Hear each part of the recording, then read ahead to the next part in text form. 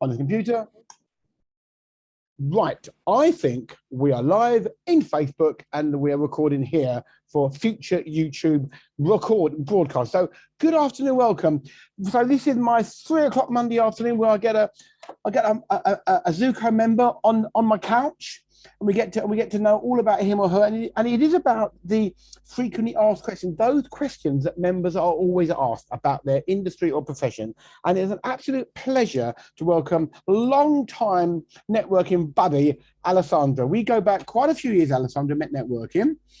And we have, there's two things about Alessandro. First of all, we have shared late night street food off Oxford Street on our way after networking. Then we jumped on a tube. Remember the days, jump on a tube, go back to Wimbledon, those are the days. The other thing about Alessandro I love, so Alessandro does Qigong, which we'll talk about. And whenever Alessandro does his extended talks, he always starts by saying, I want you to close your eyes and relax. Now, I can do that. No problem at all, I tell you. So I love it when Alessandro speaks. So Alessandro, welcome, sir. Thank you. Right, so let me, first of all, can I ask you, tell me a bit about your networking journey, Alessandro. How long have you been networking and what's networking mean to you? Well, it feels like a lifetime. If I was to work it out, it might be, I don't know, 10 years or longer. And I think you and I have known each other at least, I'd say 6 or maybe even 8 years networking. And I've been in many groups from, BNI, I was a director in BNI, 4N, fabulous networking, now in the Zoco group. And I think through COVID, things have changed so much in that groups have had to become friendlier, more flexible, more personable. And I think the group I'm in now, in Zoco, is the friendliest and most supportive group I'd say I've ever been in. I'm very a fascinating point. So the pandemic has changed the way we think about business, you think? Definitely, and I don't like mentioning names of other groups, but there's one group which is the biggest group in the world. I think people know which one it is. And during the pandemic, I went on one of the calls. There were loads of people, maybe 50, 60, but it felt like being back at school and being told what to do. And it was so rigid. I thought, this is not the world we're in right now. The world has changed, and they hadn't. And there's no way I would ever consider going back in there in such a controlled, almost artificial, I would say, atmosphere. And we've all had to change and adapt. And I think, you created this during lockdown. I think it's an amazing job you've done. And I just love the people in the group, maybe the most human group of people I've been around for years. So how important is networking to you in your business model? It's really important. I mean, Qigong is not very well known here in the West. And by getting to know the people in the group, one-to-one sessions we have, even the speed networking, we get a chance to, get our message out into the world without, shoving it down people's necks, and just kind of sharing what we do. And it's such a varied group. There's no lockout clause. So there's loads of people who work with health, energy, other modalities. And I think people are much more open to talking about health and energy and these things these days. And you can work with other people with similar business. You can work with them, and you collaborated with several people in Clubhouse, haven't you? Yeah, I have. So yeah, I mean, the people in the group, as I said, so supportive, and put their egos aside and just come and actually give a lot of value from their own work that they do. And there's some amazing members in this group. Too many to mention, I would say. Yeah, so, I mean, again, and I have your question, and we will go on to your question at some point. But it's more about, I love getting to know the members, getting to know people like you. I know you're based in Wimbledon. So, I mean, how long have you been self-employed, and were you ever part of the 9-to-5 rat race? I was in the rat race for about 30 years, yeah. And I worked in textiles, in Courtaulds, one of the biggest textile companies. in the country now all disappeared with the advent of importing all these garments. And yeah, I think when I lost my job, I thought I lost my life. I thought, I've been employed 30 years. I cannot survive without being employed. And now if somebody offered me a job, I don't think I could survive. But it was interesting that journey of really discovering myself. And I think that's when Qigong, I started getting more into it. And it was a massive support to realizing we are in control of our destinies. And I think often we're made to feel in the corporate world that we owe things to our companies and to the shareholders, etc. But actually, we owe things to ourselves. We owe our health, our well-being to ourselves first. And it's fascinating. Yeah, because I was an employee for just 12 weeks in my 40 years. And I remembered I was 12 weeks and I was fired, maybe fired on the spot and showed at the premises.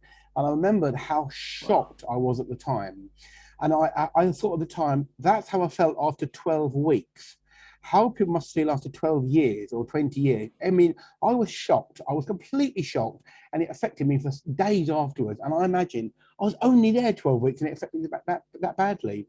So, I mean, you were at the same company for 30 years, and how did it end? Not the same. I was in publishing first. Okay. I was in textiles for about 15 years, publishing, and what else? Yeah, then I was in recruitment, but that was self-employed, but still working with corporate. Right. But in those days, the corporate world was so different to now. I mean, now a lot of things have been put right. In those days, there was a lot of ignorance, I'd say, and kind of abuse of power, and it was just another world. I mean, as we know.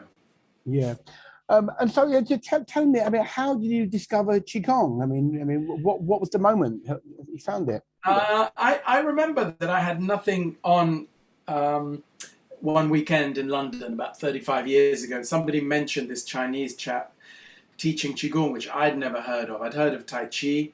But I went along to this church hall in North London, and within maybe an hour or so, I could feel something between my hand, this energy, and I thought, what is this? This is, and I'd been sitting in my office. I remember in front of a map of the world, staring at it. I was in sales at that time for a publishing company, and I had a company car, had a home, had a mortgage, had friends. Had everything, but something was missing. And I remember staring at this map of the world every day thinking, there's something more to life than this, And when I sensed this energy, it's like it awakened something in me. And it was a kind of recognition of something deeper in myself, that I could find maybe joy, healing in myself rather than externally. Everything else previous to that had been external. So suddenly I was exploring this internal connection, human to universe, to earth, to heaven, if you like. I mean, you're a very spiritual man. I mean, do you consider you've always been a very spiritual person? I don't know, and I don't. Yeah, I'm not sure. Spiritual. We're all spiritual beings in a human body, so everyone's spiritual. But as the Buddhists say, often it's covered over in dust. It's a mirror that's covered over in dust. So if we clean the dust, we all can reflect our amazing nature, which is, that we're joyful, we're kind, we're happy as humans. That's how we come into the world. I think it's what we take on. And in Qigong, a lot of it was about sort of unlearning a lot of this useless stuff that I've been taught, in the corporate world, at work, in school, by my parents. So I love this word of unlearning, and I think a lot of us need to unlearn things that don't serve us. And, I'm sure a lot of people are on the same page these days as well. And so tell me more about Qigong. I mean, what is it? Yeah, so Qi is energy and Gong is practice. In a way, if we go for a walk in nature and we're truly present to the birds and the animals and the trees around us, we're practicing Qigong. Qigong is a study of our human connection to the energy in the body, our connection to the energy in the universe, in nature around us, the energy in food, the energy in a place, which often they talk about like feng shui. So everything has an energy, and when we're born, we are born with this vital energy in the body, and when it goes, then we're no longer here. So sometimes people think what keeps us alive is food, water, breathing. Actually, we could live forever if it was that. There's something else subtle. The Chinese call it the qi. It's energy flowing through the body that's given to us, taken away from us. That's what life is, this connection to this universal energy. And if we have a pain or an ailment, often it's just an energy block in Qigong terms. In the West, people might want to cut something out. They might want to give you a pill, which will affect another part of the body. I mean, Western medicine does have its place, but actually as energy beings, we have this incredible energy pharmacy inside of us, which is 1,000 times more powerful than anything you can buy in the pharmacy. So it's a natural way to connect our energy with this universal energy, give up our energy to this universal energy and allow it to work for us. And that's what I teach, a kind of self-healing form. And it's subtle, but it's powerful and very, very profound as well. Got to sneeze. Oh, excuse me. Bless me. Thank you, Alessandro. Okay. The main benefits. I mean, you talk about, and that I've heard that many times in Zoco. Many members talk about healing, being able to heal oneself. You don't necessarily need to, cut things out or take pills. So Qigong is another method of healing oneself. I mean, the main benefits are what? Well, I think, let's say on a physical level, a lot of us are sitting nowadays. People tend to be having like back problems or neck problems. Those kind of things in Qigong, physical things are relatively easy to deal with. We would do some movement, we would move the energy through the body, through the joints, and clear that block. A pain is seen as an energy block. Even an acupuncturist would put needles where they see the energy is blocked. Say it's in the shoulder, they put some needles in Qigong, we'd work on that area, and we'd move the energy out and often clear the problem relatively quickly. So that's on a physical level. People can really be helped if they have even things like, ME, MS, where the energy is really stuck in the body. Qigong can support those, we're quite careful not to say cure, but it can really support people going through these more serious ailments.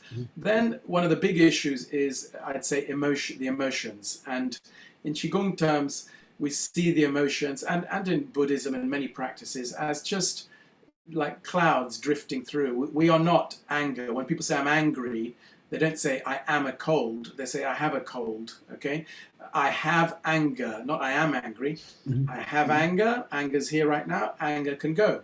So the emotions we see as transient, and we can transform the emotions even if they've been there for many years. Sometimes people have resentment in their body. Often it tends to get stuck in some areas. For example, the liver on the right side relates to anger and depression. People who are very angry have kind of issues maybe with the liver. So in Qigong, we would do some practice to transform this energy in the liver and transform the anger into something more positive.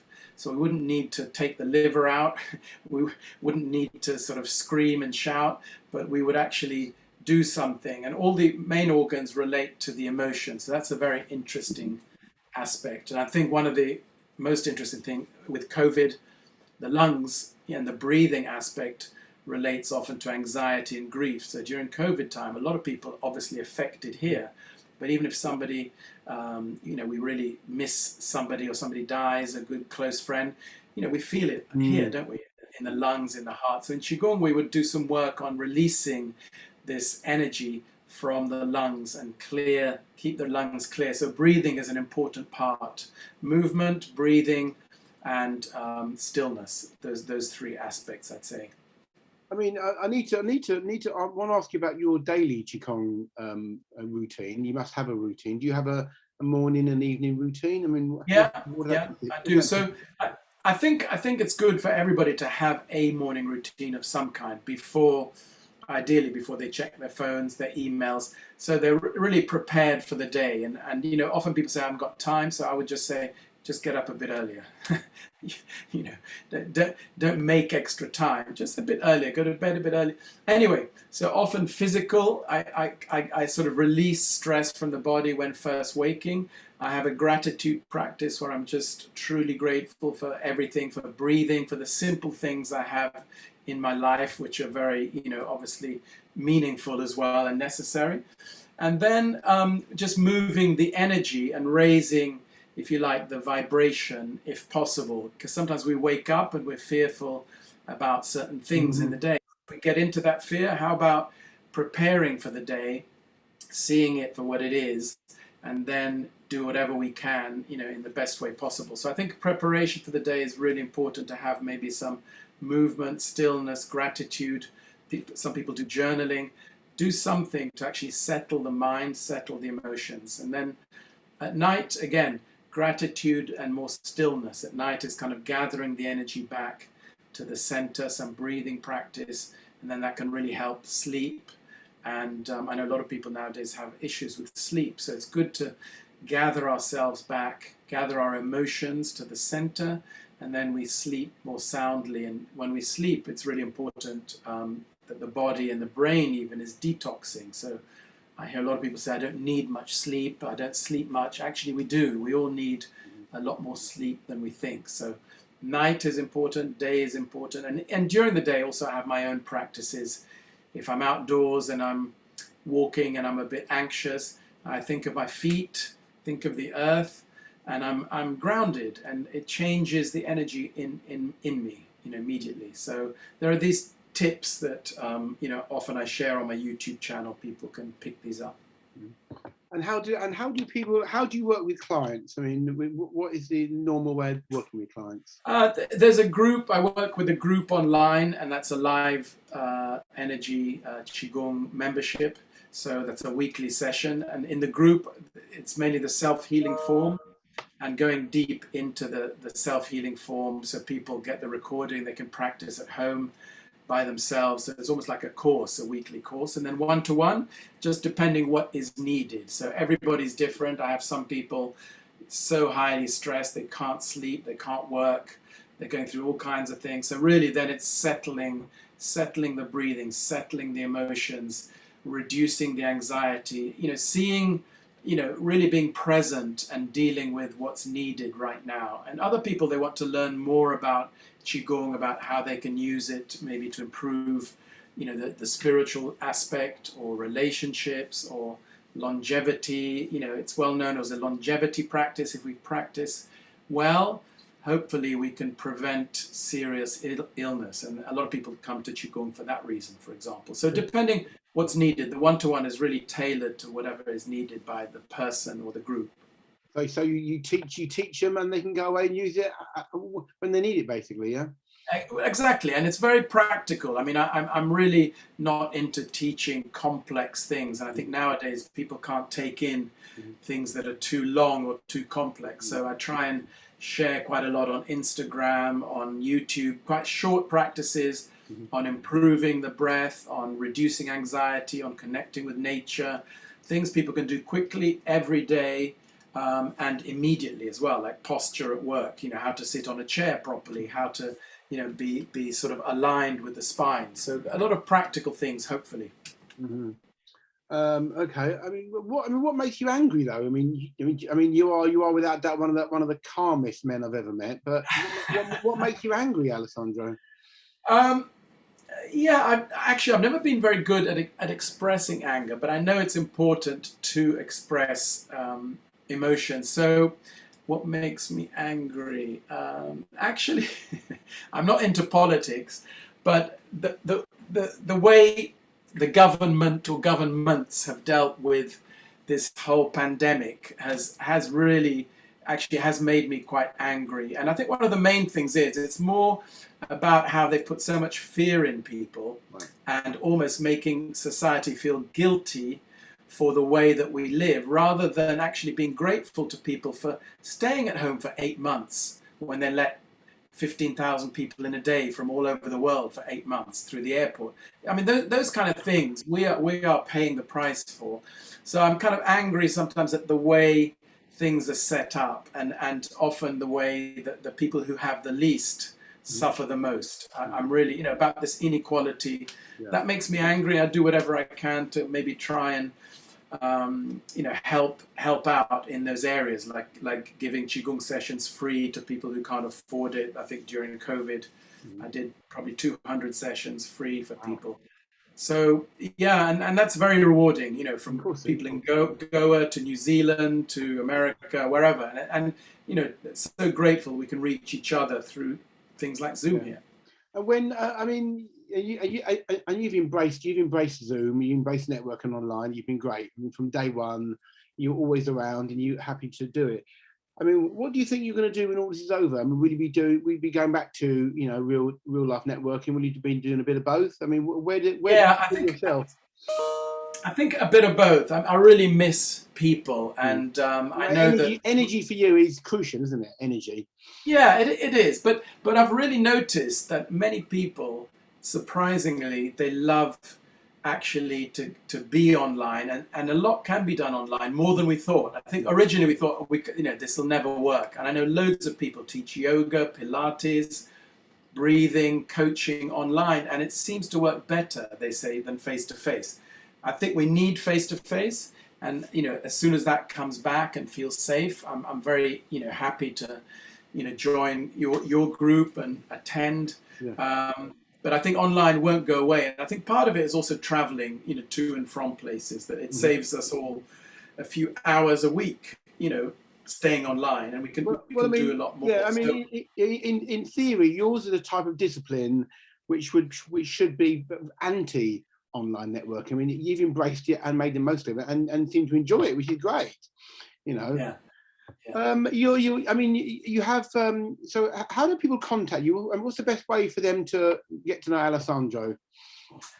Well, if we're in the Zoco group, I think they can find me in the group. But flowinghealth.co.uk is the website, so you can just message me, and Alessandro at flowinghealth.co.uk. Same on YouTube, Flowing Health, Alessandro. You can find me there, and just message me on Facebook. There's two Alessandro Ferullos. One's in Rome, one's here, and he was stalking me for a while, and I thought he'd cloned me. So I kind of contacted him, and I met him, and my daughter came to Rome. Yeah, my daughter came to Rome with me once, so I've got a photo of my daughter with two Alessandro Ferullos. And he's a lovely guy. He works for a packaging company, and it's a very unusual name. In this country, there's only one Ferullo, which is myself and my brother. So it is a very unusual name, but there's another one in Rome. So find the one in London, which is myself. Okay. I mean, you are originally Italian. So when did you come over to England? I was about 9 years old. So I was a young. I've become very British, except in my driving. So. Okay. You're still very Italian, yeah? Yes, driving happens to be very, very Italian, but I do respect the laws, and I'm just a bit I do cross the road often when on a red light if there's nobody around.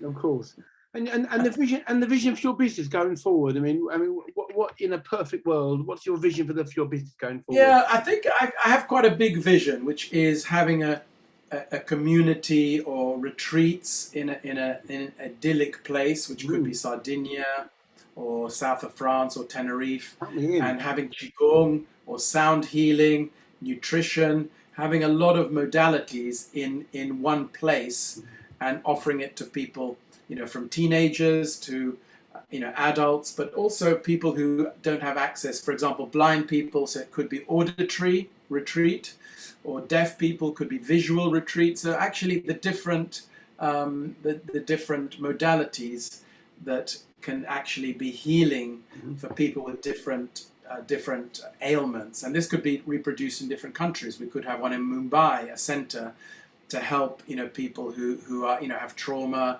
can't see, can't hear, aren't not so mobile, but they can actually take in sound. And so I have quite a big vision, which I'm working on at the moment. And but my next big thing is a Qigong energy mastery group. So I'm going to have a 3-month course where people can really learn to master how to take control of their own energy, improve relationships, productivity at work. de-stress and also heal themselves and others. So I'll be teaching everything I know soon. Wow, very exciting, very exciting. I mean, many of the chats I've had so far as Zoco member, we talk about mindset. I mean, and it's a power. I mean, mindset basically is everything. You get your mind right, you can pretty much do it. And mindset is a big part of Qigong, isn't it, presumably? It is. It is. I think one of the things about mindset and misunderstanding is that we give too much power to the mind or to the thought. So in Qigong, we actually get the mind out of the way or get the ego out of the way.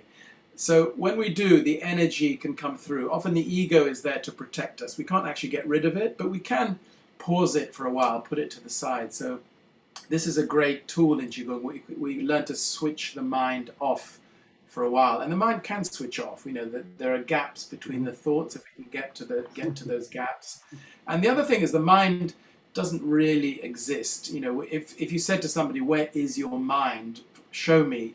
Nobody could show you where the mind is. We know where the brain is, we know where the head is, we know where the thoughts come and go, but we can't find the mind. It doesn't really exist. It's something that's just running a show. But in the Chinese tradition, the mind is in the heart. And the heart, if we truly connect with the heart, receive, give from the heart, life is so much easier. The mind is just a figment of who we think we are. So that's a whole other conversation. But it's quite interesting. If you said to somebody, "Show me where your mind is," they couldn't. Well, interesting question. Yeah, absolutely. So, my mum went blank after that. Your mind's gone blank. Good. That's a good place to be. A good place, is it, Alessandro?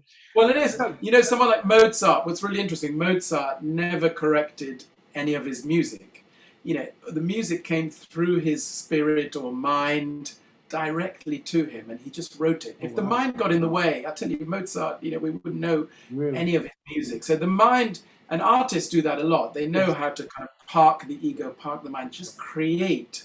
And when the mind is emptier or paused, actually we have more capacity to resolve things, for inner peace, for kindness, for being loving. The mind is in the way. The mind is kind of, can be our best friend, can be our biggest enemy. So we are in control of the mind. And that's what it was I wanted to ask you about, your YouTube channel. You've got many videos on your YouTube channel, all about Qigong.